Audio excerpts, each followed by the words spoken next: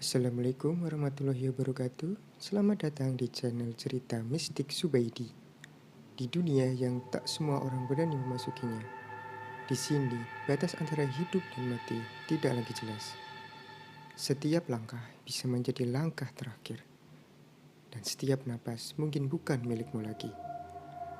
Malam ini, aku akan membawamu ke sebuah kisah yang konon nyata.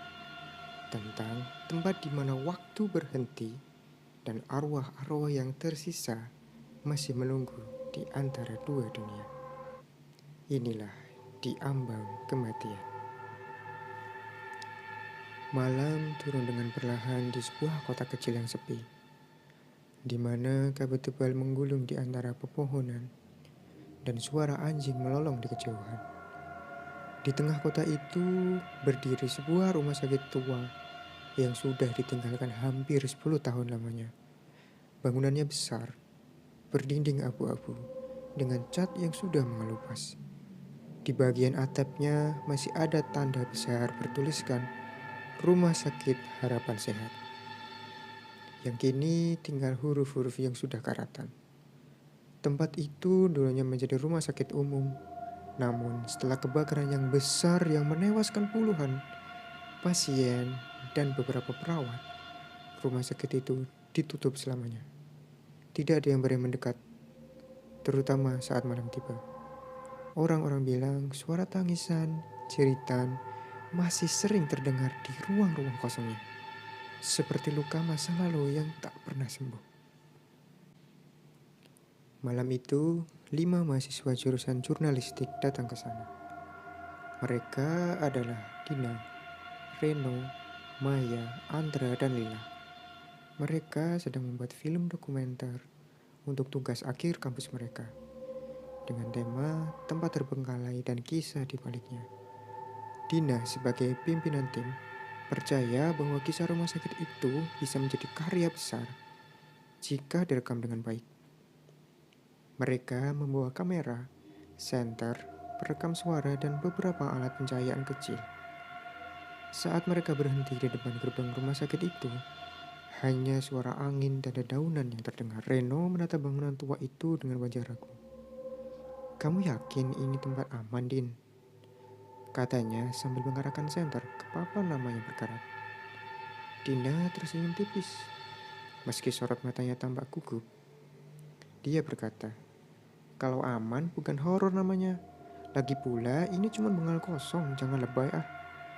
Balasnya dengan nada santai dan agak mengejek. Kemudian mereka melangkah masuk melalui pintu utama yang sebagian besar kaca jendelanya sudah pecah. Begitu menjejaki kaki di dalam, udara berubah dingin dan lembab. Aroma obat-obatan basi bercampur debu memenuhi ruangan itu. Di lantai terlihat bekas darah yang sudah mengering, membentuk noda gelap. Suara langkah mereka bergema di lorong panjang yang dipenuhi dengan pintu-pintu ruangan pasien. Setiap kali mereka berjalan melewati ruangan itu, angin berhembus dari celah dingin yang menimbulkan suara samar seperti desahan orang-orang yang sedang bernafas berat. Maya memegang erat kameranya sambil berbisik, "Tempat ini kayak masih hidup." Lila berjalan di belakangnya menambahkan pelan, "Kau pikir mereka yang mati di sini benar-benar pergi?" Semua diam sesaat. Suara senter bergetar di tangan Dina. Ia menatap sekeliling, meneguk ludah, dan berkata, "Kita mulai dari lantai 2. Katanya di sana dulu ruang operasi terbakar." Mereka setuju dan mulai menaiki tangga. Dindingnya hangus sebagian, dan di beberapa tempat ada bekas telapak tangan yang menempel di arang. Sesampai di lantai 2, lorongnya lebih gelap. Lampu-lampu neon di langit-langit menggantung rusak. Dan dari salah satu kamar terdengar bunyi tetesan air. Tik, tik, tik. seirama dengan langkah kaki mereka. Andra menaruh kamera di tripod, mulai merekam, sementara Dina menyalakan perekam suaranya. "Ini adalah rumah sakit Harapan Sehat," ucap Dina ke arah kamera. "Dulu di sini terjadi kebakaran besar yang menewaskan banyak orang. Beberapa saksi mengatakan mereka mendengar jeritan dari ruang operasi bahkan setelah api padam." Ia berhenti sebentar, mendengarkan. Tidak ada suara, kecuali tetesan air dan desiran angin dari jendela yang pecah. Tiba-tiba, suara dari perekam mulai berisik. Frekuensinya kacau, seperti gangguan sinyal. Lalu, samar-samar terdengar suara lain di balik noise itu. Suara perempuan yang berbisik, "Kembalikan nyawaku." Dina memandang layar perekam, wajahnya berubah pucat. "Kalian dengar itu?" katanya dengan panik. Semua menatap satu sama lain, mencoba menertawakan ketakutan mereka. Tapi udara di ruangan terasa berubah. Lebih berat, lebih dingin. Reno yang memegang senter menyorot ke arah salah satu ruangan operasi yang pintunya masih tertutup. "Coba kita lihat ke sana," katanya. Mereka mendekat secara perlahan. Saat pintu didorong, engselnya berderit panjang dan aroma kosong menyengat keluar.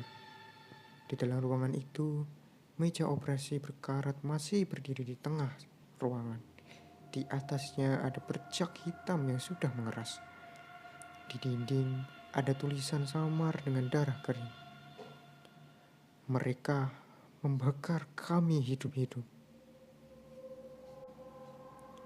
Lila menutup mulutnya hampir muntah. Maya merekam dengan tangan gemetar. Dina melangkah lebih dekat, menatap tulisan itu. Kamera menyorot wajahnya yang pucat, diterangi oleh cahaya senter. Tiba-tiba, salah satu lampu gantung di ruangan itu bergoyang sendiri, perlahan, lalu berhenti. Suasana mendadak sunyi. Kemudian terdengar langkah kaki berat dan pelan datang dari lorong di belakang mereka. Andra menoleh. "Reno, itu kamu." Tapi Reno berdiri di depannya. Senter masih diarahkan ke meja operasi. Bunyi langkah makin mendekat. Semua diam. Hanya jantung mereka yang terdengar berdetak sangat keras. Lalu, di ambang pintu, muncul bayangan seseorang. Tubuhnya terbakar sebagian. Kulitnya hitam melepuh dan matanya menatap kosong. Bayangan itu bergerak perlahan ke arah mereka. Maya berteriak histeris dan menjatuhkan kameranya. Gambar di layar menjadi goyah. Dina berlari menarik teman-temannya keluar dari ruangan. Tapi pintu menutup dengan sirinya sangat keras, memisahkan mereka. Dina dan Reno berhasil keluar ke lorong, sedangkan Maya, Lila, dan Andra masih di dalam ruangan. Suara mereka berteriak di balik pintu. "Buka! Tolong buka!" Tapi dari dalam hanya terdengar jeritan. Lalu suara benda logam terlempar, diikuti suara patahan tulang.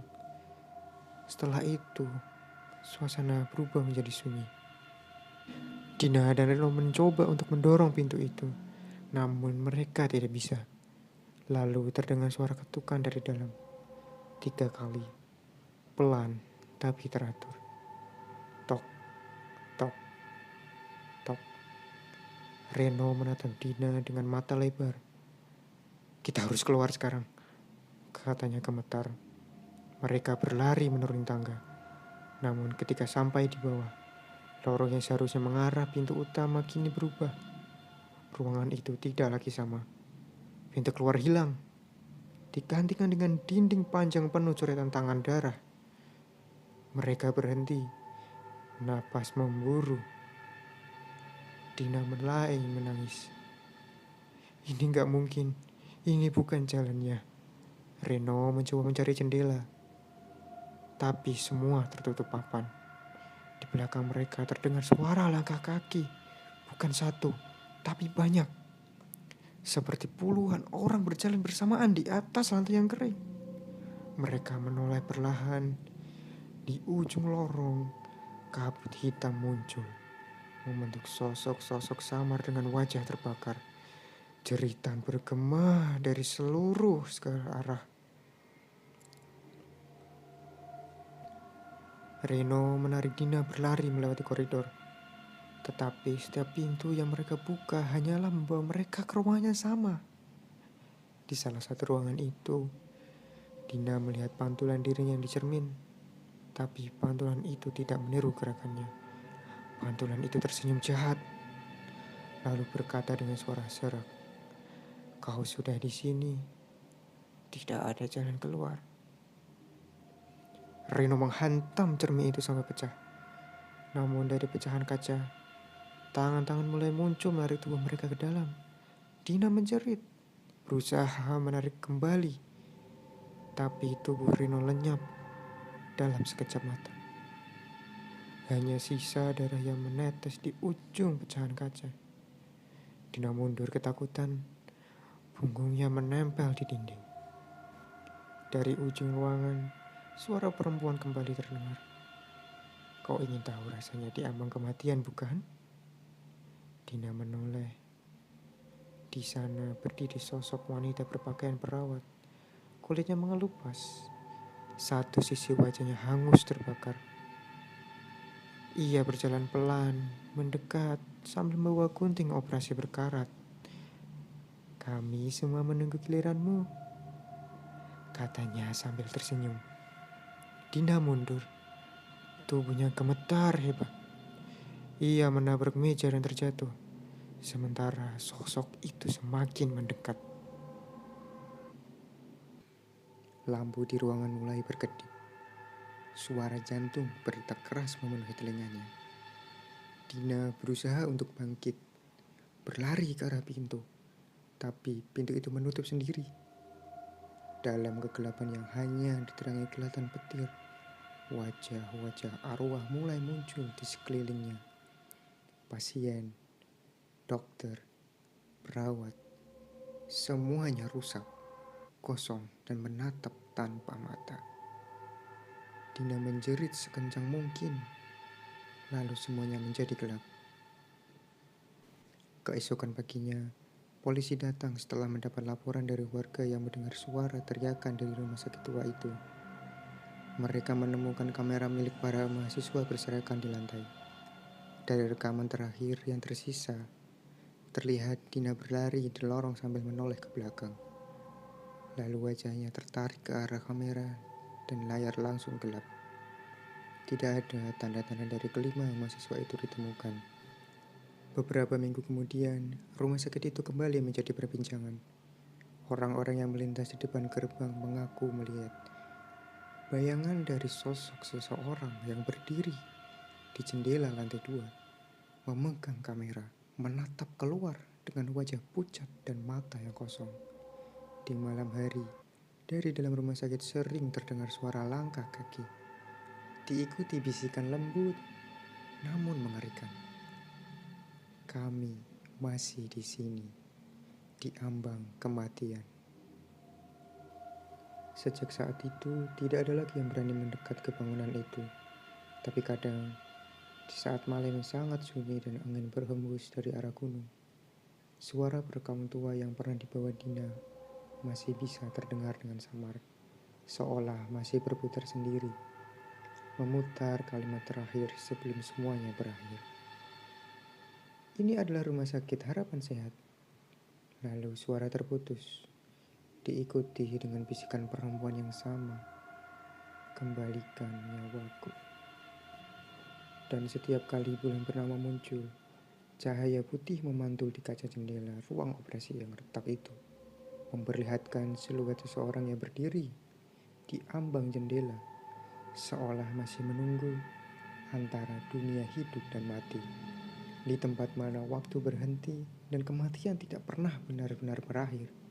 Di ambang kematian, jiwa-jiwa itu masih tertahan, menatap dunia dengan amarah yang tak akan pernah padam.